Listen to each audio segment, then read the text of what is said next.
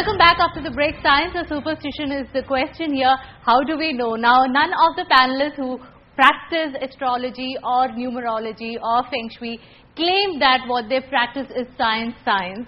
But they also believe that it is something which has been standardized over a period of time with known experiences is what they claim.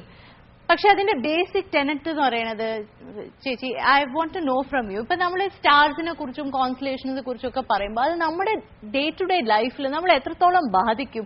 It sounds very improbable to me. What is your point of view? എന്റെ അഭിപ്രായത്തിൽ ഞാൻ astrology അല്ലെങ്കിൽ ഹസ്തരേഖ കൈകാര്യം ചെയ്യുന്നത് ആ ഒരു tool ഉപയോഗിക്കുകയാണ്. ആ ടൂൾ ഉപയോഗിച്ചിട്ട് ആ വ്യക്തിയിൽ എന്ത് ഗുണങ്ങളാണുള്ളത്, അതായത് നമ്മൾ ഈ ഭൂമിയിലുള്ള എല്ലാ തന്നെ 5 എലമെന്റുകളുടെ ചേർച്ചയാണ്, അതായത് പഞ്ചഭൂതങ്ങൾ എന്ന് പറയുന്നത്. അപ്പോൾ ഓരോ വ്യക്തിയിലും ആ എലമെന്റിന്റെ ചേർച്ച അനുസരിച്ച് അവരിലുള്ള പ്രാണ ലെവലിന് വ്യത്യാസം വരും. അതനുസരിച്ച് അവരുടെ സ്വഭാവത്തിൽ വ്യത്യാസം ഉണ്ടാകും, ചിന്തകളിൽ വ്യത്യാസം ഉണ്ടാകും, സ്ഥൂലമായിട്ടുള്ള ഗ്രഹങ്ങളുടെ അവർ ജനിക്കുന്ന സമയത്തുള്ള ഗ്രഹങ്ങളുടെ പൊസിഷൻ നോക്കിയിട്ട് നമുക്കത് മനസ്സിലാക്കാൻ പറ്റും. നമ്മൾ ഉപയോഗിക്കുന്ന ഒരു ലെൻസ്, അത് വെച്ചിട്ട് ഈ വ്യക്തിയിൽ എന്തൊക്കെ ഗുണങ്ങളാണ് ഉള്ളതെന്ന് നമ്മൾ മനസ്സിലാക്കുന്നത്. അതനുസരിച്ചായിരിക്കും അവർ പ്രതികരിക്കുക. ഇപ്പൊ ഫയർ എലമെന്റ് കൂടുതലായിട്ടുള്ള ഒരു വ്യക്തിക്ക് പെട്ടെന്ന് ദേഷ്യം വരും. അങ്ങനെയാവുമ്പോൾ നമുക്ക് എല്ലാം ഗ്രഹങ്ങളും ബേസിക്കലി എല്ലാവരും അങ്ങോട്ടും ഇങ്ങോട്ടും ഒക്കെ പൊസിഷൻ. ഇപ്പൊ ഞങ്ങൾ ഇവിടെ ഇരുന്ന് കഴിഞ്ഞാൽ നമ്മൾ എല്ലാവരും ഒരിടത്താണല്ലോ. അതുപോലെ ഒരു ആശുപത്രിയിൽ ഒരു കുട്ടി ജനിച്ചു വരുമ്പോൾ ഇത്രയും പേര് ഒരു ആശുപത്രി തന്നെയാണ്. അപ്പൊ എല്ലാവർക്കും ഒരുപോലെ ആയിരിക്കും. ഒരു ആശുപത്രിയിൽ തന്നെ ജനിച്ചാൽ ഒരു സ്പേസിൽ ഒരാളെ ജനിക്കുന്നുള്ളൂ. അപ്പൊ ആ സ്പേസ് എന്നുള്ള ആ എൻറ്റിറ്റിയിലേക്ക് വരെ കടക്കുന്നുണ്ട്. ടൈമും തമ്മിൽ അത്രയും സൂക്ഷ്മമായിട്ടുള്ള പഠനങ്ങൾ നമ്മൾക്ക് ലഭ്യമല്ല. എങ്കിൽ പോലും ആ വ്യക്തിയിൽ ഒരു ജീവൻ വന്ന് ഈ ഭൂമിയിൽ ജനിച്ചു കഴിഞ്ഞാൽ ജനിച്ചതിന് ശേഷം അവരുടെ കർമ്മങ്ങൾ വാസനാസമായിട്ടും മരിച്ചു പോകുന്നു. മരിച്ചുപോയി കഴിഞ്ഞാൽ അത് സമഷ്ടി മനസ്സിലേക്ക് ലയിക്കുന്നു. സമഷ്ടി മനസ്സെന്ന് പറയുന്നതാണ് ഒരു ജാതകത്തിലെ ചന്ദ്രന്റെ പൊസിഷൻ കൊണ്ട് നമ്മൾ മനസ്സിലാക്കുന്നത്. ജ്യോതിഷത്തില് ചന്ദ്രൻ എവിടെ നിൽക്കുന്നു എന്നുള്ളതനുസരിച്ച് ആ വ്യക്തിയുടെ മനസ്സിന്റെ 3 തലങ്ങളെ പറ്റിയുമുള്ള ഒരു അവബോധം നമുക്ക് കിട്ടും.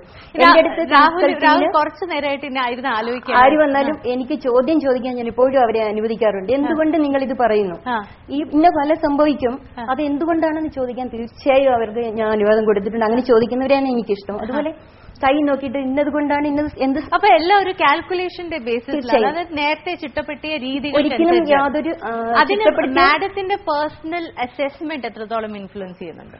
അത് എത്രത്തോളം ഉണ്ടെന്ന് ചോദിച്ചാൽ എനിക്ക് അതിനെപ്പറ്റി വ്യക്തമായി മറുപടി പറയാൻ അറിയില്ല. എനിക്ക് ഓരോ വ്യക്തികളും ഈ ഭൂമിയിൽ ഒരു വ്യക്തിയെ പോലെ വേറൊരാളില്ല. അതാണ് എപ്പോഴും ഈ ജ്യോതിഷത്തെ പറ്റി ഇങ്ങനെയുള്ള ചോദ്യങ്ങൾ വരാൻ കാരണം ഈ ടൂള് തന്നെ വേറൊരാൾക്ക് എടുത്ത് നമ്മൾക്ക് പൂർണ്ണമായിട്ട് അപ്ലൈ ചെയ്യാൻ പറ്റില്ല. ഒരാളുടെ അനുഭവം അല്ല മറ്റൊരാൾക്ക് ഉണ്ടാകുക. ഭൂമിയിൽ എത്ര കോടി ജനങ്ങളുണ്ടെങ്കിലും അവരുടെ വാസനകൾ, അവരുടെ അനുഭവങ്ങൾ, കർമ്മങ്ങൾ വ്യത്യസ്തമാണ്. അവരിലുള്ള എനർജി ലെവൽ വ്യത്യാസമാണ്. അപ്പൊ അതനുസരിച്ച് ഈ നിയമങ്ങളെ നമ്മൾ അതിനനുയോജ്യമായിട്ട് ഉപയോഗിക്കുകയാണ് ചെയ്യുന്നത്. 2 പോയിന്റാണ് അതിലൊന്ന്. ഈ 2 കാര്യങ്ങളുണ്ട്, അന്ധവിശ്വാസം, 2 അന്ധ അവിശ്വാസം. രണ്ടുമുണ്ട്. അന്ധവിശ്വാസിയുണ്ട്, അന്ധ അവിശ്വാസിയുണ്ട്. അപ്പം പലപ്പോഴും ഈ ഒരു എക്സ്ട്രീമിൽ അന്ധവിശ്വാസം ഉള്ളവരോ ചിലർ അന്ധമായി അങ്ങ് വിശ്വസിക്കും. ഒന്നിനെ കുറിച്ച് പഠിച്ചു കാണില്ല, ചിന്തിച്ചു കാണില്ല, അറിഞ്ഞു കാണില്ല, അന്വേഷിച്ചു കാണില്ല. പക്ഷേ ഇതെല്ലാം ഇല്ല, ഇതിലെല്ലാം വിശ്വസിക്കുന്നതിന് തെറ്റ് എന്ന് പറയുന്നതും അന്ധമാണ്. കാര്യം സയൻസ് എന്ന് പറഞ്ഞാൽ ഓപ്പൺ മൈൻഡഡ്നെസ് ആണ്. ഇപ്പൊ ഉദാഹരണം സൈക്കാട്രി ഫോൾ സയൻസ് ആണെന്ന് പറഞ്ഞ് 60s ആന്റി സൈക്കാട്രി മൂവ്മെന്റ്സ് ഉണ്ടായിട്ടുണ്ട്. ഉദാഹരണം സൈക്കാട്രി തന്നെ ഒരു കപടശാസ്ത്രമാണെന്ന് പറഞ്ഞ മൂവ്മെന്റ്സ് ഉണ്ടായിട്ടുണ്ട്. സൈക്കോളജിയെ കുറിച്ച് ഒരുപാട് കപടശാസ്ത്രം എന്ന് പറഞ്ഞുണ്ട്. അപ്പൊ ഇതൊന്നും മാറില്ല. ഇനി 2 മാഡത്തെ സപ്പോർട്ട് ചെയ്യുന്ന ഒരു പോയിന്റ്, നമ്മുടെ ഫോറൻസിക് സയൻസിന്റെ സ്റ്റഡീസ് പറയുന്നത് എന്റെ ഫിംഗർ പ്രിന്റ് പോലെ കഴിഞ്ഞ 10,000 വർഷങ്ങളിലെ 10,000 കോടി മനുഷ്യർക്ക് ഒരാൾക്കും ഇല്ലാന്ന്. അത്രമാത്രം യുണീക്ക് ആയിരിക്കും എന്നാണ് ഇപ്പോഴത്തെ നമ്മുടെ അസംഷൻ. അപ്പൊ എന്തുകൊണ്ട് ഒരാളുടെ രേഖ യുണീക്ക് ആയിക്കൂടാ? അപ്പൊ ഇതൊരു ബേസ് ആണ്. പക്ഷെ ഇതിന്റെ ഏറ്റവും വലിയ അപകടം 2 എക്സ്ട്രീംസിലേക്ക് പോകരുത്. ഒന്നെങ്കിൽ നിങ്ങൾ മിണ്ടരുത്, ഇതാണ് ചോദ്യം ചെയ്യേ വേണ്ട, വേറെ ആരും ഇതിനെക്കുറിച്ച് ആലോചിക്കരുതെന്ന് പറയുന്ന ഒരു വസ്തും, മറുവശത്ത് ഇതെല്ലാം തെറ്റാണ്, വ്യാജമാണ്, തട്ടിപ്പാണ്, ഞങ്ങൾ മാത്രമാണ് ബുദ്ധിമാന്മാർ, ബാക്കിയുള്ളവർക്ക് ആർക്കും ബുദ്ധിയില്ല, ഇത് വിശ്വസിക്കുന്ന ഒരു വട്ടന്മാരാണെന്ന് പറയുന്ന ആറ്റിറ്റ്യൂഡ് ഒന്ന്. ഇനി ഒരു വരിയും കൂടെ, ഈ കാലത്തിന്റെ മറ്റൊരു പ്രശ്നം, ഈ എന്ത് വാക്കിന്റെയും കൂടെ ശാസ്ത്രീയം എന്നൊരു വാക്ക് ചേർത്താൽ നന്നായി. എന്ത് കാര്യങ്ങളുടെ കൂടെ ശാസ്ത്രീയം എന്ന് ചേർത്താൽ മതി. ഇത് കഴിഞ്ഞ 150 വർഷമായിട്ടുണ്ട്. അതുകൊണ്ടാണ് സോഷ്യലിസം കൊണ്ടുവന്നപ്പോൾ ചില ആൾക്കാർ സയന്റിഫിക് സോഷ്യലിസം വിളിച്ച് അതിനെ ശാസ്ത്രീയം എന്നൊരു മേപ്പൊടി കൊടുക്കാൻ നോക്കുന്നത്. ഇത് തന്നെയാണ് പക്ഷിയാസ്ത്രക്കാർ ചെയ്യുന്ന ശാസ്ത്രീയം എന്ന് പറയുന്നത്. അതുകൊണ്ട് ശാസ്ത്രീയ സോഷ്യലിസം മഹത്തരവും ശാസ്ത്രീയ പക്ഷി നോട്ടം പറയണ്ട. ചോദ്യം ചെയ്യണമെങ്കിൽ തന്നെ